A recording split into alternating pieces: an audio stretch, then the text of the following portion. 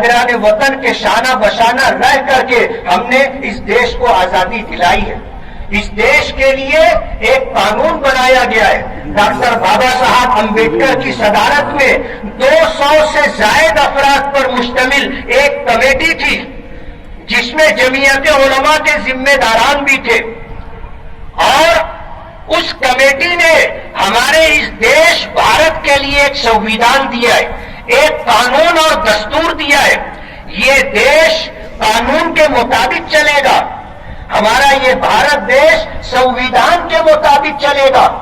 ہم نے اس دیش کی آزادی کے بعد، کمیٹی بننے کے بعد، کمیٹی نے جو قانون دیا اس قانون کو ماننا ہم نے اپنے اوپر لازم کیا ہے. ہم قانون کبھی ہاتھ میں نہیں لیتے، اور قانون سے باہر جا کر کے ہم کوئی کام نہیں کرنا چاہتے. ہم چاہتے ہیں کہ قانون کے دائرے میں رہ کر کے ہم لوگ ہندوستان کے اندر آزادی کے ساتھ زندگی گزارے. جن کو ہندوستان کی پاسداری کرتے ہوئے ہمیں صبر اور ہمت سے کام لینا ہے. گھبرانے کی بات نہیں ہے. 25 کروڑ لوگوں کو ختم کرنا کوئی منہ کا کھیل نہیں ہے. آپ کو بالکل گھبرانے کی ضرورت نہیں ہے.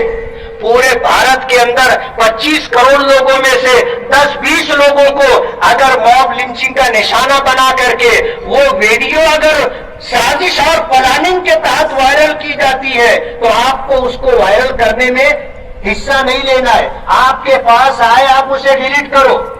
گھبرانے کی بات نہیں ہے. ہم کبھی مرنے سے نہیں ڈرتے.